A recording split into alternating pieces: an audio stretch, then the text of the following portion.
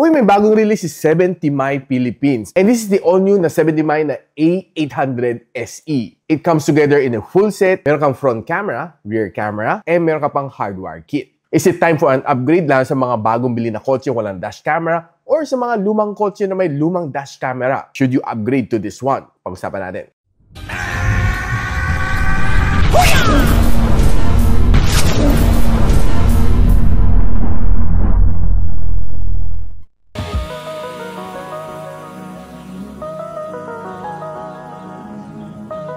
Now, itong bago na 70mi na A800 SE comes together with a whole set. It will be priced at 4,949 pesos and it comes with a lot of freebies. It comes together with a free na 64GB na storage and a free na 1,000 peso na installation voucher. Tara, unbox muna natin to.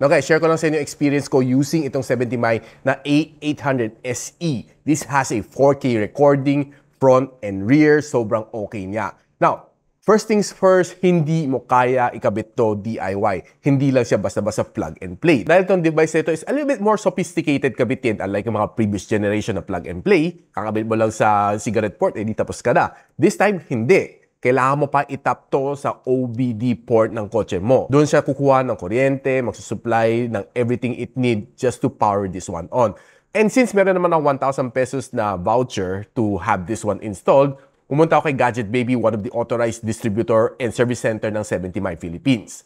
Matatagpuan mo sila sa NS Amoranto Street, malapit sa D. Tuason and Banawe Street in Quezon City. It roughly took me around 2 hours to have it installed. Medyo hindi ganun siya kadali, no? So, talagang kailangan skilled technician, yung may proper training kasi it entails tapping into yung mga electronics ng kotse mo eh. Siyempre, di ba, ayaw mo naman basta-basta may mangyari sa kotse mo. And magaling naman yung technician na gumawa sa akin. Shoutout nga pala kay Boss Marvin ng Gadget Baby. And talagang kailangan niya pumunta sa ilalim ng manibela mo para maitap na maayos. And itatap din niya all the way papunta sa likod ng iyong kotse to have your rear camera installed. Now, for the fun part ng experience. One of the things na gusto ko dito sa kanya is madali mo i-view everything dito. Yung mga recordings while you're on the road. Lalo na kung may pag-argue ko sa mga MMDA, mga Manila Traffic Aid, no, na sobrang higpit na minsan hindi mo alam kung talagang mahigpit o naghihigpit-higpitan lang kasi may kota. During times like this, pag na-apprehend ka and gusto mo may pag-argues ka nila, may pag-areglo, buti na lang meron kang ganitong device. Meron kang dash camera na reliable na may 4K recording. Now, you can either view it here or sa iyong smartphone. One of the fastest and easiest way is nandito. Pero I would recommend you to use your smartphone para for easier browsing and clearer display. You can download the specific video from this dash camera dun sa timeline na nahuli ka. One of the classic example before na nagamit ko yung mga dash camera, which is the 70mi Omni, na ipag-argue ako sa isang traffic aid, nahuli ako sa Ortigas. Sabi daw niya, beating the red light ako. Pero nung tumawid ako ng EDSA, green pa. Nung nasa gitna ako, tsaka nag-turn ng yellow, doon ako hinuli, inapprehend. Sabi lang ng beating the red light ako. Buti na lang, meron ako neto, kaya nakipag-argue ko and wala siyang magawa kasi tumawid ako ng green eh. It saves me 5,000 pesos din, no, kahit papaano. Isipin mo yung hassle na pupunta ka pa ng City Hall, magse-training ka pa sa MMDA, and etc. and etc. Tapos wala ka pang lisensya. Sobrang hassle. Now, some of the features na nagustuhan ko rin naman dito is one parking surveillance, which is going to be very useful, no. Pwede mo i-set sa 24 hours, pwede mo i-set sa lesser time, no, para hindi maubos yung battery ng iyong kotse. Kasi there are times na hindi mo naman ginamit for several days ang iyong kotse and naka-parking surveillance ka na 24 hours na talaga maubos yung battery mo. Just a word of warning. Meron na rin siya Wi-Fi 6 connectivity. Meron din siyang buffer na emergency recording, no, in case na may nabangga ka or binangga ka. May voice command din siya, which is very useful. Hindi mo na kailangang pumindot doon just to start recording or take a photo. Ganun lang. Yung mga commands nandun na sa manual niya. Ang pinakagusto ko is built-in GPS and ADAS niya, which gives you better control when you're driving, lalo na, no, kung bumper to bumper kayo. Sasabihin niya sa'yo yung mga lane change mo, mga swerving mo, kung meron ng kotse umaabante sa harap mo, o meron mga kotse na tumigil sa harap mo, lahat yan sasabihin niya sa'yo yung warning, which I personally appreciate. And the best naman talaga sa'yo is you can dual channel recording at 4K and 30 FPS. Which gives you clear recording, parang walang masabi ang MMDA. Pati plaka, kitang-kita. And here are some recordings na nakuha ko from the front camera.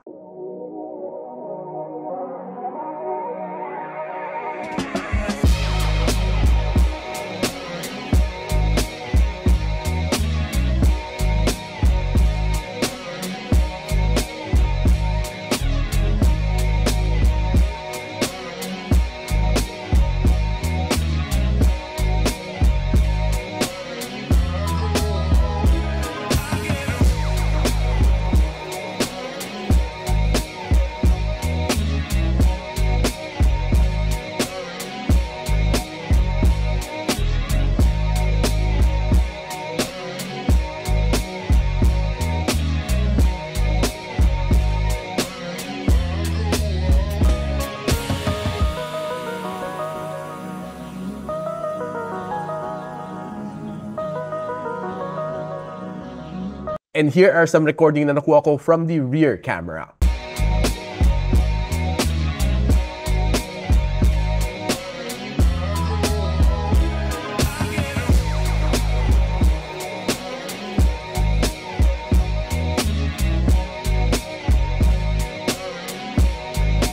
Clear na clear naman mga recordings ko. Daylight, nighttime, umuulan, bumabagyo. Wala kang maging problema sa kanya. I think it's high time for you to upgrade to this one.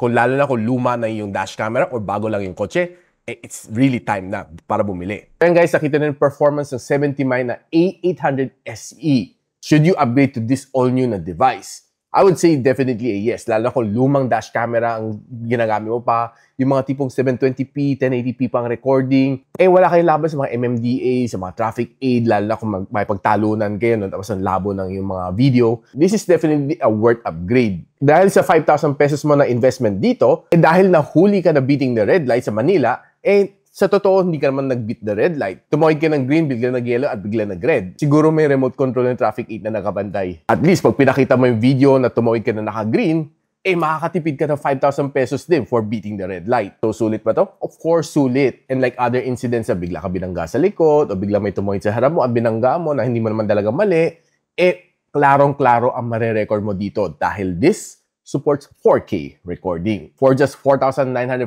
pesos, you will feel safer if you travel together with this device. So guys, kung gusto nyo malaman kung saan pwede mabili itong device ito, I'll post the link on the description box below. And if you know na meron kayong mga kaibigan na bumili ng bagong kotse or may lumang kotse na may lumang dashcam, pwede nyo i-refer itong video na ito sa kanila para sa kanilang safety din. And of course guys, ina-encourage ko kayo i-like and subscribe to my channel para for more videos like this one. So hanggang muli, paalam muna ako sa inyo. Peace out. And so, ako para si Richmond and you're watching Gadget Sidekick. What's up? Like and subscribe to my channel. Don't forget to hit that notification bell. For one of my latest uploads, click the dito. And for one of my popular uploads, click here.